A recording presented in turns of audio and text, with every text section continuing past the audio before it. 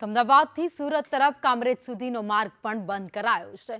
Bridge પરથી લોખંડની plate દૂર કરવા કામગીરી શરૂ કરી દેવામાં આવી છે। કામરેજ બ્રિજના વિકલ્પ તરીકે એક્સપ્રેસ વેને પણ શરૂ કરાયો છે, જેથી કરીને કોઈ પણ જગ્યાએ ટ્રાફિક ન થાય। નેશનલ હાઈવેનો ટ્રાફિક એક્સપ્રેસ વે પર ડાયવર્ટ કરાયો છે। સુરત જતા વાહનો કિમ 4 રસ્તાથી જઈ શકે છે, બારડોલી જતા વાહનો એક્સપ્રેસ વેથી જઈ શકે છે, તો અમદાવાદ જતા વાહનો નાની નારોલીથી જઈ શકે છે તેવી વ્યવસ્થા અત્યારે કરવામાં આવી છે।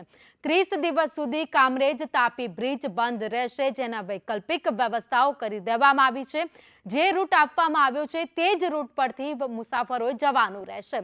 તો સુરત જિલ્લા પોલીસ વડાએ બ્રિજનું નિરીક્ષણ પણ કર્યું છે। તો સુરત કામરેજ તાપી નદી બ્રિજ જે અત્યારે વાહનો માટે બંધ કરી દેવામાં આવ્યો છે, જેના માટે 3 વૈકલ્પિક રસ્તાઓ જે આપવામાં આવ્યા છે તેના પરથી લોકોએ અવરજવર કરવાની રહેશે। અમદાવાદથી મુંબઈ જતો હાઈવે એ તાપી બ્રિજ પર બંધ કરવામાં આવશે। સુરત સિટી તરફ જતા વાહનો જે છે એ રાજ હોટલ મેક્સિમમ ત્યાં સુધી જઈ શકશે હાલની ગોઠવણ પ્રમાણે।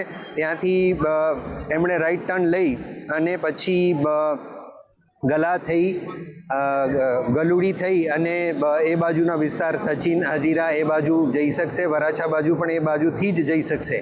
એટલે સિટી તરફ જતા લાઇટ મોટર વ્હીકલ જે છે એ રાજ હોટલથી આગળ નહીં જઈ શકે અને હેવી વ્હીકલ તમામ જે છે એ પણ રાજ હોટલથી આગળ નહીં જઈ શકે, જેની તમામે નોંધ લેવી।